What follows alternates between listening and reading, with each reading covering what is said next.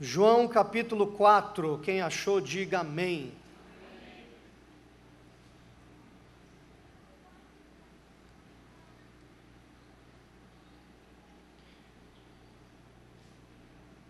Vamos ler 10 versículos a partir do 43, que diz o seguinte: Depois daqueles 2 dias, ele partiu dali para a Galiléia. O próprio Jesus havia testemunhado que um profeta não tem honra em sua própria terra.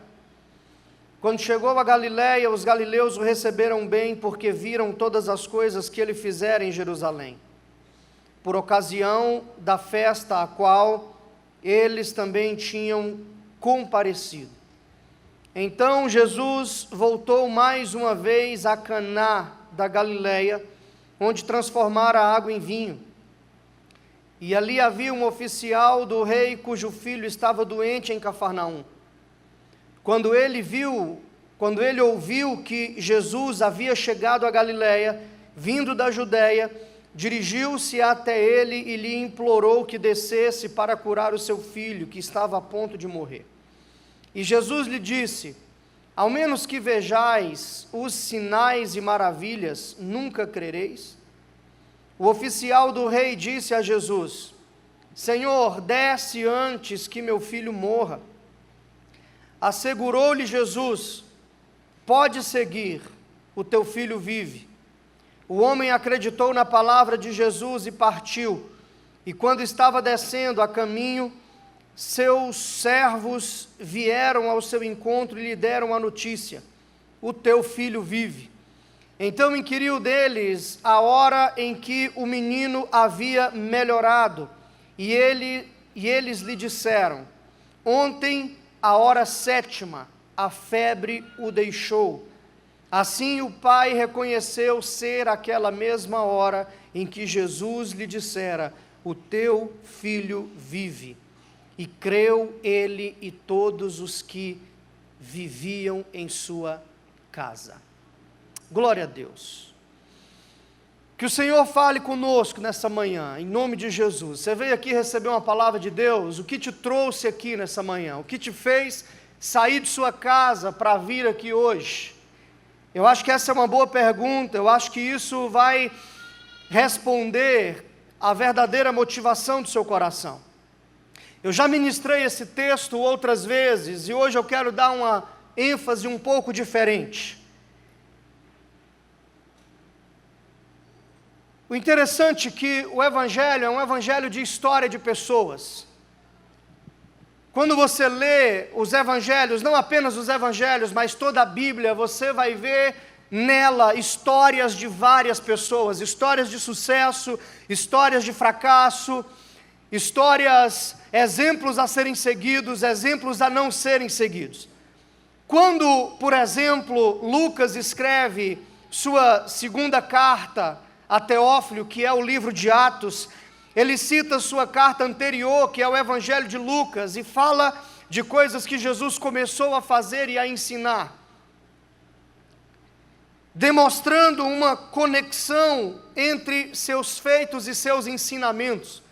As histórias do Evangelho ou dos Evangelhos sempre vai mostrar essa conexão, a conexão entre os feitos de Jesus e os ensinamentos de Jesus. De fato, havia essa relação, e bastante profunda. Seus ensinamentos eram a exposição de seus feitos, e seus feitos a confirmação de seus ensinamentos. Jesus não ensinava apenas por palavras, mas também por ações. Já com alguns líderes religiosos de sua época, não era dessa maneira. A ortodoxia era diferente da ortopraxia, e Jesus muitas vezes os confrontava por isso. Jesus muitas vezes batia de frente com eles. Em Mateus 23, por exemplo, Jesus fala à multidão e aos discípulos: na cadeira de Moisés se assentam os escribas e os fariseus. Fazei e guardai, pois, tudo quanto eles vos disser, porém não os imites nas obras, diz os versículos 2 e 3. Jesus jamais diria: faça o que eu digo, não faça o que eu faço. ele jamais usaria esse ditado para ensinar as pessoas. Não, mas as suas ações estavam alinhadas com aquilo que ele ensinava. Suas palavras e ações se encontravam em uma perfeita harmonia, se encontravam uma com a outra. E o texto que lemos mostra mais uma vez a didática de Jesus. O texto que lemos nos mostra, traz algo revelador para nós. O texto diz que havia um oficial do rei em Cafarnaum. Ele ouviu rumores de que Jesus estava constantemente visitando as cidades da Galileia. O que ele deve ter escutado é que Jesus não apenas cultivava milagres ou cativava pessoas, os seus ouvintes, por sua sabedoria e eloquência, mas também conquistava o coração dos homens por seus feitos. A gente vê na Bíblia alguns dizendo: olha, ele prega como quem tendo autoridade. Este oficial, aqui no texto que lemos, de repente guardava tudo isso em seu coração, sem considerar talvez que essas coisas teriam um dia qualquer utilidade para a sua vida. Ele ouvia falar de Jesus, a Bíblia diz. De repente ele guardava essas informações, sem acreditar que algumas dessas coisas teriam qualquer utilidade prática para a sua vida. Acontece que em um dado momento, o seu filho cai doente, e em vez de melhorar, a doença se torna cada vez pior, diz a palavra. O pai certamente consulta todos os médicos. Um oficial era uma pessoa de posses, pagava-se muito bem para um soldado romano defender a sua pátria. Certamente ele foi em vários médicos, mas o que parece, o diagnóstico não foi tão bom assim. O menino estava morrendo. E de repente aquilo que ouvira falar de Jesus começa a deixar apenas de ser informações ou uma notícia e se torna a sua única esperança. Se torna a única chance do seu filho viver. O pai começa a trazer à memória tudo aquilo que ouviu das curas e milagres realizados por Jesus. Então, ele pode ter pensado, acredito, não apenas que Jesus era a sua última chance de salvar o seu filho, como também era uma oportunidade de saber se tudo aquilo que ele ouviu falar de Jesus, de fato poderia acontecer, de fato era verdade e poderia ser aplicada na sua vida. Eu penso esse homem imaginando: agora chegou o dia de colocar à prova tudo aquilo que eu ouvi falar de Jesus, porque Ele é a minha única esperança hoje. Meu filho está morrendo. Eu tenho a informação de que o Senhor Jesus pode fazer, mas ainda não vivi os feitos do Senhor na minha vida. Esse centurião, penso eu, deixa de usar aquilo somente como informação e passa a buscar ao Senhor por causa de uma necessidade real na sua vida. Na verdade, o bispo JB certa vez disse que quando uma pessoa só busca a Deus quando passa por necessidade, não estranhe quando essa pessoa só passar por necessidades ou viver passando por necessidade. Acredito, queridos, que diante disso, Deus dá a esse oficial do rei a chance de viver em sua vida as coisas que ele ouviu falar que Jesus havia realizado na vida de outras pessoas. Agora, o interessante é que o texto que lemos, eu gosto disso, eu gosto de explorar o texto. Eu quero colocar aqui alguns pontos para que a gente reflita e para que a gente pratique em nossas vidas. Uma das coisas é que a fé vem pelo ouvir e ouvir a pregação de Cristo. Ele ouviu e talvez tivesse apenas esperança, mas eu acredito que a semente da fé ficou plantada no coração deste homem. A semente da fé ficou ali enraizada. Talvez ele tivesse apenas a esperança. Será que aquilo que eu ouvi de Jesus é verdade? Será que de fato Ele pode fazer na minha vida o que eu ouvi dizer que Ele fez na vida de muitos? Será que isso pode acontecer? Talvez a esperança começou a surgir mais forte dentro dele, e aquilo na verdade passou de uma esperança e começou a gerar uma fé. A esperança na vida desse homem, não só uma esperança apenas foi gerada, mas a semente da fé ficou plantada no coração dele. E no momento de necessidade, ele coloca isso em ação. O que eu acredito, irmãos? Que o maior ativo de Deus são pessoas. Jesus morreu por pessoas, não foi por coisas. Jesus sempre vai priorizar pessoas. Eu gosto quando Jairo vai chamar Jesus para curar a sua menina, e ele vai à casa de Jairo, um homem importante, mas a mulher do fluxo de sangue toca na sua veste. Ninguém conhecia ela, ninguém sabia o nome dela, ela era conhecida pela sua doença.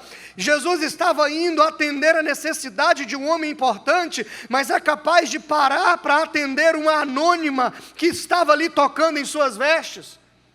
Jesus também se importou com este homem, mas o que eu vejo nesse texto é que o Senhor tirou este homem de uma simples esperança e levou a uma fé que gerou uma ação na vida dele.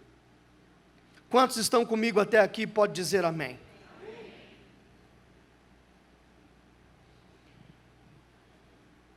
A esperança na vida deste oficial o levou a fazer algo. O que? Versículo 46.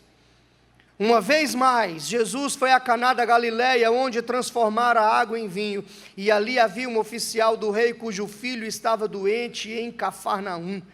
Ali havia, o oficial estava na região, ali havia.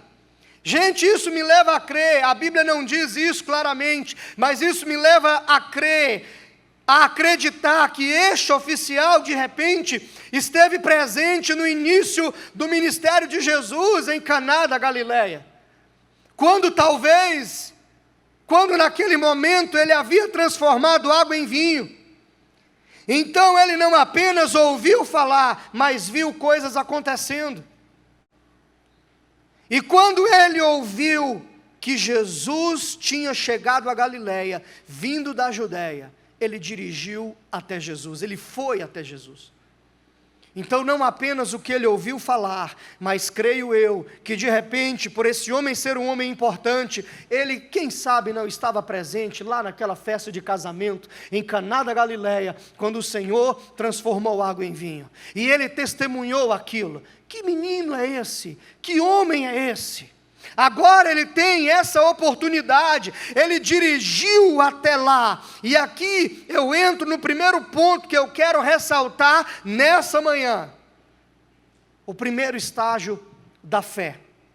Uma fé que não gera, uma fé que não provoca uma ação, não é fé. A verdadeira fé te põe em movimento. A verdadeira fé te faz levantar e se movimentar. Uma fé que não gera uma atitude, uma ação, não é fé. Esse é o primeiro estágio da fé. Ele ouve falar de Jesus. A semente da fé, que é o ouvir e o ouvir a palavra de Deus, segundo a Bíblia diz em Romanos 10:17, estava dentro dele. A semente da fé já estava no coração dele, e ele não deixou que isso ficasse apenas na informação, no ouvir, mas sim também na ação. Eu vou me pôr em movimento, eu vou fazer algo. Aqui ele usou o seu último recurso para o seu filho ser salvo. E essa semente de fé no coração dele gerou uma ação na vida dele. Ele ouviu falar de Jesus e foi até ele. E lhe implorou para que fosse curar o seu filho que estava ao ponto de morrer. Queridos, o primeiro estágio da fé é a ação. Diga ação. A verdadeira fé te põe em movimento. O ponto é, se você acredita em algo, faça algo pelo que acredita.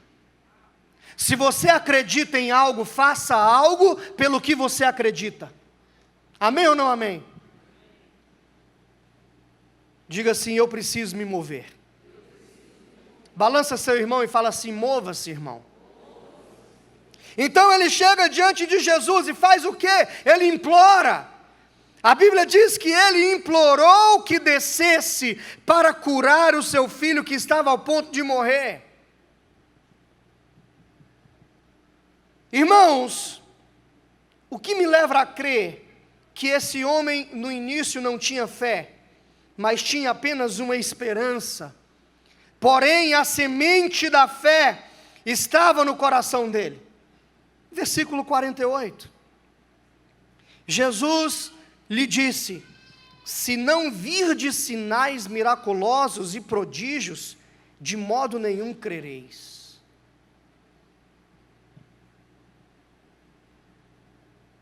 Jesus confronta esse homem. Jesus está dizendo: você quer que eu vá na sua casa, impor as mãos sobre o seu filho, orar por ele, porque se você não ver isso acontecer, você não vai acreditar que o seu filho pode viver?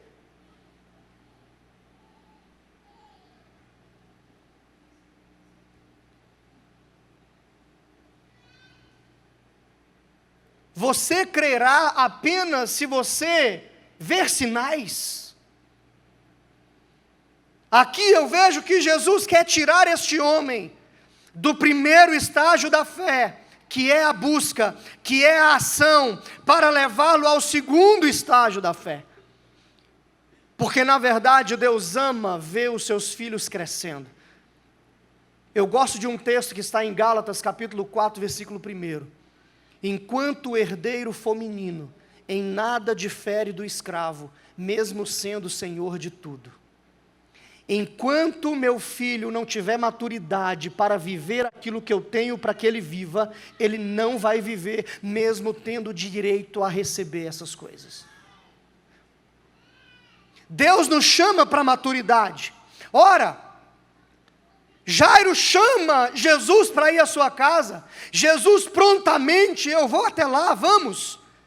Em outro momento, um homem importante chama Jesus para ir à sua casa. Na verdade, fala de uma pessoa doente. Então Jesus fala: eu vou até lá. E ele diz assim: não precisa, porque eu sou um homem sujeito à autoridade. Se eu digo ao meu servo faz, ele faz. Eu digo fique, ele fica. Libere apenas uma palavra. Mas nesse caso, Jesus não vai à casa desse homem,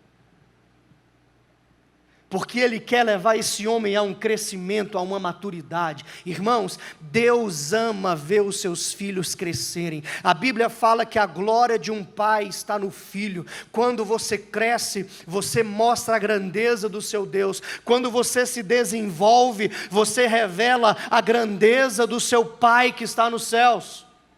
Amém ou não amém? Quem sabe esse homem tenha saído de sua casa pensando: meu filho só será curado se Jesus vier, se Jesus colocar a mão sobre ele, se deitar sobre ele, se der 3 pulinhos, se der uma rodadinha, se falar língua estranha, se fazer alguma coisa dessa maneira. Eu me lembro de Naamã, que chega na casa do profeta E o profeta fala assim: manda o seu servo, o seu assistente. O profeta falou para você ir no Jordão e mergulhar 7 vezes. E Naamã fala assim: uai, mas eu imaginava que ele ia me receber, que ele ia estender o tapete vermelho, que de repente ele fosse invocar o seu Deus, impor as mãos sobre mim e tudo ia acontecer. O general fica louco e fala: eu imaginei que isso ia acontecer. Ele esperava um show, ele esperava uma pirotecnia. Quem sabe esse homem não imaginou, não condicionou a sua cura apenas daquela maneira, ou a cura do seu servo. Às vezes, irmãos, nós não vemos as coisas acontecer, nós não percebemos as coisas acontecendo, porque a gente condiciona a ação de Deus em apenas uma maneira.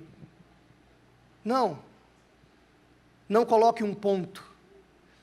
Deus faz assim e ponto. Não, Deus faz assim, vírgula, e também assim, vírgula, e também dessa outra forma, vírgula, e também do jeito que Ele quiser. Amém ou não amém?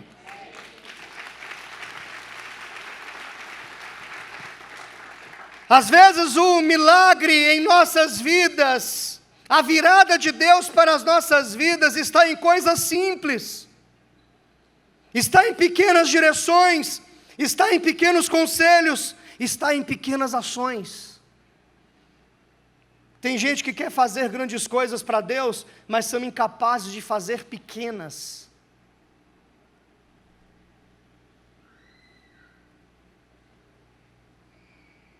Eu quero ser o maior pregador da cidade, pastor, mas é incapaz de ficar na recepção sorrindo e recebendo os irmãos. Jesus o confronta, talvez porque ele tenha saído de casa dizendo: se Jesus não vier comigo, eu enterrarei o meu filho. Se Jesus não vier comigo, a cura não vai acontecer. Se Jesus não vier comigo, nada vai mudar. Se Jesus não for lá, se Jesus não for na minha casa, eu deixarei de acreditar. Talvez Jesus tenha o confrontado, porque Ele colocou algumas condições. Tem que ser assim, Senhor, senão não serve. Eu certificarei que não é verdade tudo aquilo que eu ouvi dEle, se Ele não vier comigo. O texto me dá margem para pensar essas coisas. Será que às vezes nós não agimos assim, irmãos? Senhor, se não acontecer dessa forma, não acreditarei mais. Então Jesus o confronta: ao menos que vejais sinais e maravilhas, nunca crereis. Neste confronto eu vejo um chamado para o crescimento, um chamado para a mudança de fase. Por quê? Porque todo confronto é um convite para a mudança de fase. O que não é confrontado não pode ser mudado. É um confronto para você deixar a fase anterior e ir para a próxima. Todo confronto é oportunidade de quebrar um ciclo.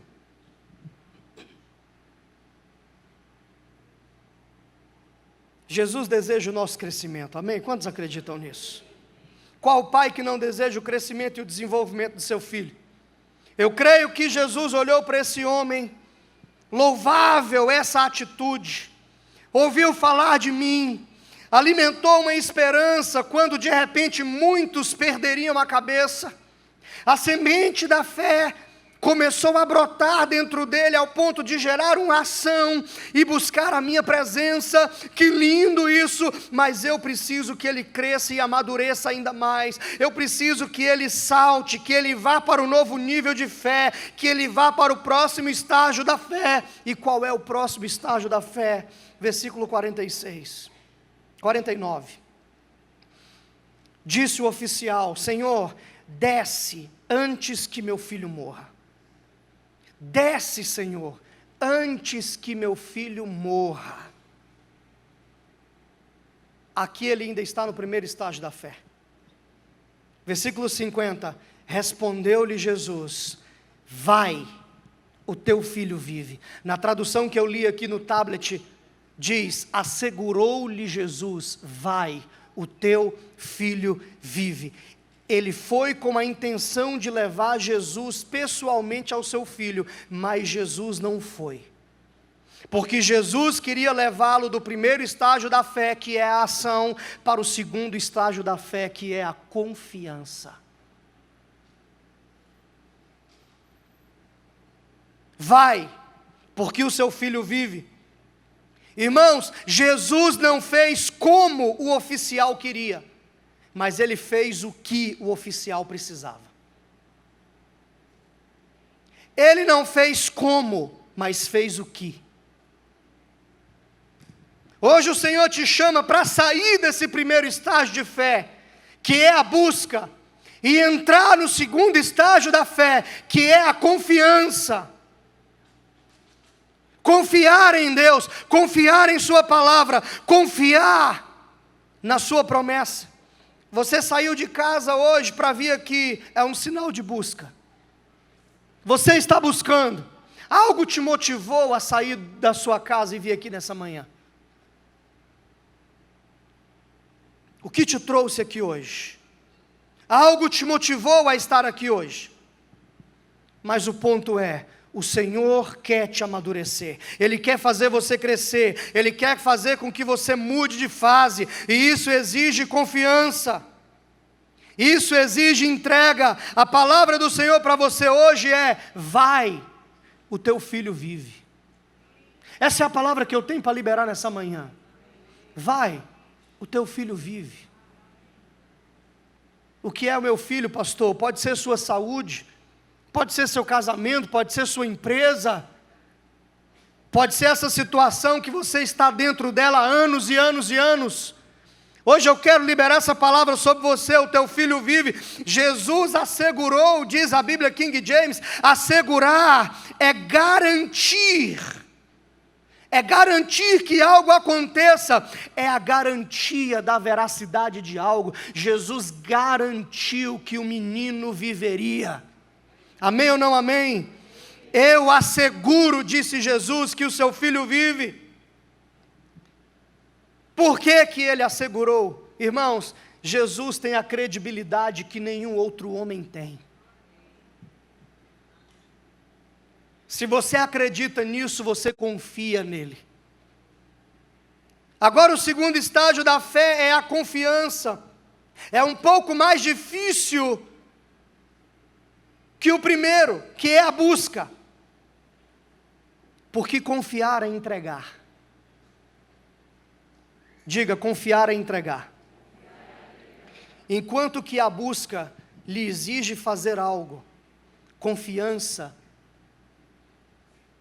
exige que você não faça nada.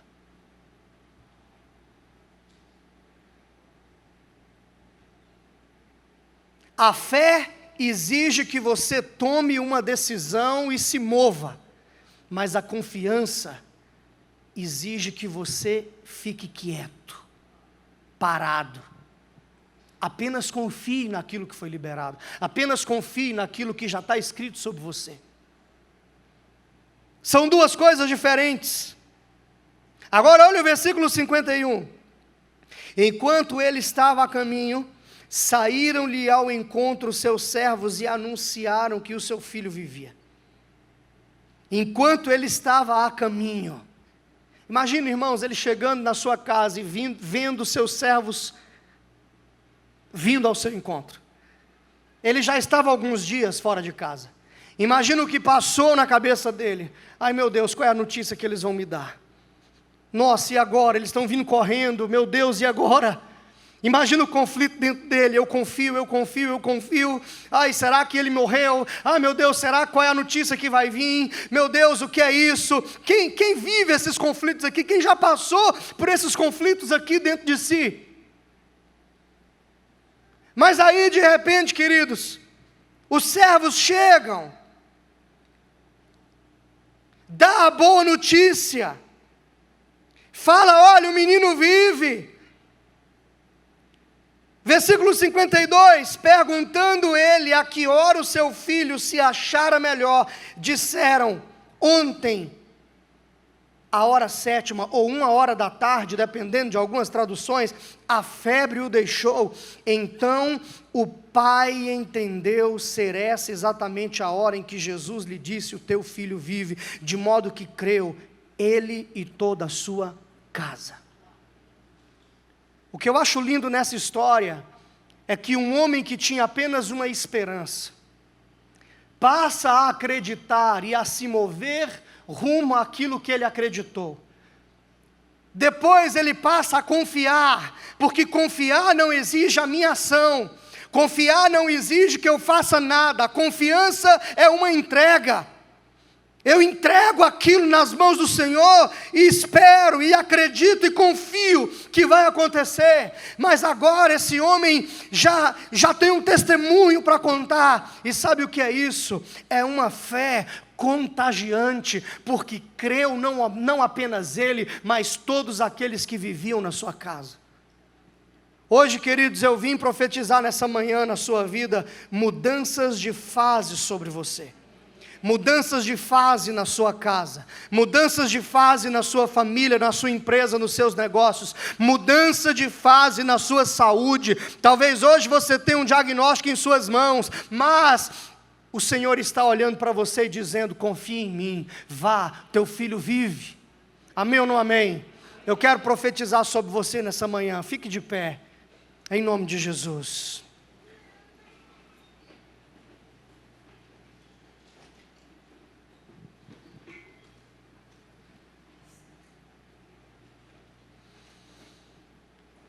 Entre a fé e a confiança, existe um vale chamado o Vale do Será.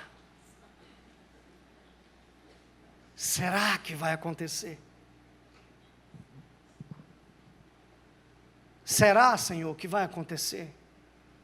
Será que meu filho vai viver mesmo? Será que meu filho vai... Será que eu vou vê-lo sorrir novamente? Talvez algumas pessoas aqui estejam nesse vale, o Vale do Será, cheio de interrogações em suas mentes, cheio de interrogações nas suas cabeças. Mas Deus, eu oro tanto pelo meu filho, será que eu não vou vê-lo na tua casa? Mas Senhor, eu oro tanto pelo meu marido, será que eu não o verei na sua casa? Eu oro tanto pela minha esposa, Senhor, será que eu não entrarei nessa casa para adorar o seu nome ao lado dela? Senhor, mas eu sou tão novo para ter esse diagnóstico, será que algo ruim vai acontecer? Irmãos, hoje o Senhor quer tirar você do Vale do Será. Hoje Ele quer que você confie plenamente nele.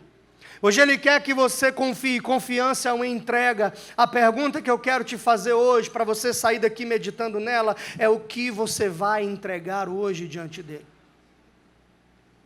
Esse homem, ele entregou a vida do filho nas mãos de Jesus. Este homem entregou aquilo que ele havia imaginado, aquilo que ele havia traçado, planejado. Eu vou a Jesus, ele vai vir na minha casa, ele vai impor as mãos e o menino vai ser curado. Jesus não fez nada disso. Jesus disse: vai, eu asseguro que seu filho vai viver. Hoje o Senhor quer mudar você de fase, meu irmão. Saia da ação e entre na entrega nessa manhã. Saia da ação e entre na entrega essa manhã. Hoje feche os seus olhos, levante as suas mãos. Em nome de Jesus, hoje eu quero lhe perguntar: o que você vai entregar hoje diante desse altar? O que você vai deixar? Quais são as suas preocupações que você vai deixar aqui neste lugar nessa manhã? Em nome de Jesus. Talvez isso tenha tirado a sua paz, talvez isso tenha cansado você. Jesus disse: vinde a mim os que estáis cansados e sobrecarregados, e eu vos aliviarei. O descanso não é um dia, o descanso é uma pessoa. Esse descanso se chama Jesus. Esse homem, esse oficial, ele resolveu descansar na palavra: teu filho vive. Queridos, se Deus não puder fazer, não é o seu ativismo que fará. Se Deus não puder realizar, não é a sua força que vai realizar. Hoje faça a sua oração em nome de Jesus. Pai, hoje nessa manhã, estamos aqui primeiro para adorar a beleza da sua santidade. Nessa manhã de Santa Ceia, estamos aqui, Senhor, para abrir mão das nossas preocupações, daquilo que tem tirado o nosso sono, daquilo que tem nos perturbado. Hoje, Senhor, queremos sair de fato da ação para a entrega. Queremos aprender a confiar em Ti, Senhor. Queremos aprender a descansar em Ti, Senhor. Sabendo que o Senhor tem a credibilidade que nenhum homem tem. A Sua palavra diz que o Senhor é fiel. Se um dia o Senhor deixar de realizar aquilo que prometeu, o Senhor deixará de ser fiel. Por isso nós cremos, Senhor, que isso nunca irá acontecer. Porque aquele que começou a boa obra é fiel para concluir. Hoje, Senhor, leve o seu povo a um nível maior de maturidade, confiança e entrega em Ti. Hoje que cada um aqui entregue as suas preocupações diante de Ti, Senhor. Que hoje seja um dia de boas notícias. Que quando cada um de nós chegarmos em casa, sejamos recebidos por uma boa notícia. A febre o deixou, o problema foi resolvido. A boa notícia chegou, aquilo que eu esperava aconteceu. Talvez não como eu esperava, mas o que eu esperava. Senhor, em nome de Jesus, hoje que à noite o seu povo contemple a Tua fidelidade, como diz a Sua palavra.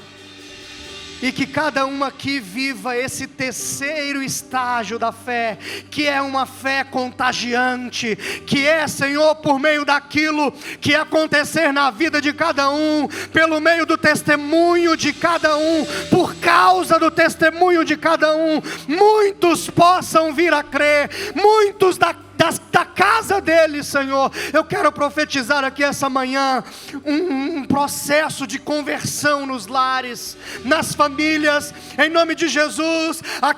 Aquela pessoa, aquele parente, Senhor, aquele, como Paulo mesmo disse sobre si, eu que era o pior dos pecadores, aquele que todo mundo olha, Senhor, e diz, esse não tem jeito. Começa por ele, porque por meio dele muitos crerão, por meio daquilo que o Senhor está fazendo, muitos crerão, em nome de Jesus. Levante suas mãos hoje, eu abençoo você. Faça a sua oração. Eu quero te dar 1 minuto para que você entregue o que você tem que entregar, para que você decida confiar. Algo te trouxe até aqui, mas o que te trouxe até aqui você precisa deixar aqui. Então levante suas mãos e faça a sua oração neste lugar, em nome de Jesus. Você tem 1 minuto com Ele. Faça a sua oração neste lugar. Comece a entregar. Comece a dizer, Senhor, eu confio. Senhor, eu acredito. Comece a declarar, Senhor, o meu filho vive. Comece a dizer isso. Senhor, eu acredito. Senhor, eu confio. Em nome de Jesus.